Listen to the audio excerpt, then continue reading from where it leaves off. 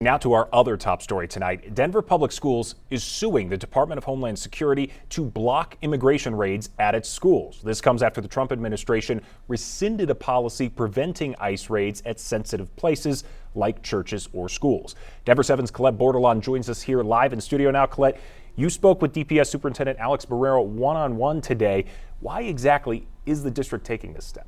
Well, Ryan, this lawsuit, it's coming on the heels of those DEA and ICE raids we've seen in and around the metro.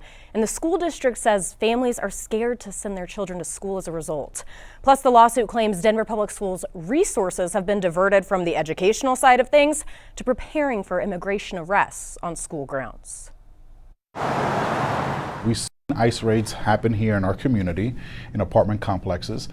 But does that mean now that that can happen in our schools? Schools have historically been considered a protected area from federal immigration laws. That's significant because it gave, in essence, federal agents marching orders, what they shall not do. In January, a directive issued by the Department of Homeland Security rescinded that, issuing a statement saying criminals will no longer be able to hide in America's schools and churches to avoid arrest. That has really distorted how educational systems function. That's Denver Public Schools Superintendent Dr. Alex Marrero. Everyone functions under the notion that schools are the safe haven. Let's continue to function in that way. We shouldn't have to live in fear. And that's the message behind a lawsuit Denver Public Schools filed in U.S. District Court against the Department of Homeland Security, asking for an emergency temporary restraining order, saying the district is hindered in fulfilling its mission for fears of immigration enforcement actions on school grounds. We can't do this for 4 years.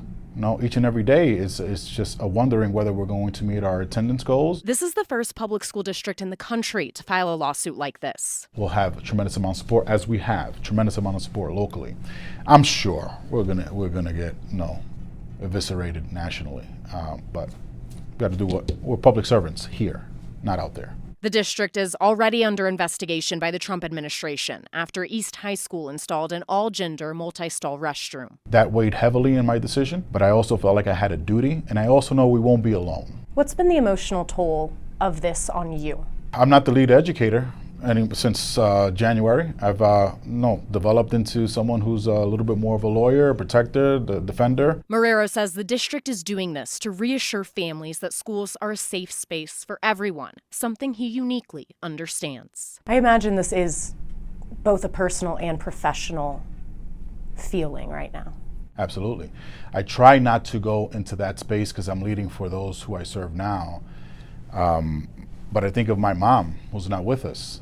And my mom was the sweetest lady in the world, and to even fathom that she will get picked up, you can't. You were born here? I was born here, yeah. Was your mom born here? My mom was not. So you have birthright citizenship? I do. So this is deeply personal, no matter what? Very. So Ryan, like you just heard there at the end, this is something that if we were to go back in time, in theory, it could have impacted Marrero while he was a student. And he's hoping that this case moves quickly, believing we could see some sort of decision on this matter within the next 2 weeks. Have you heard anything from the Department of Homeland Security? So I did reach out to see if they would comment on this lawsuit. As of tonight, we still haven't gotten a comment back, but once I do, I will update this story with that comment. All right. Well, thank you for your work on that tonight. Thank you, Colette.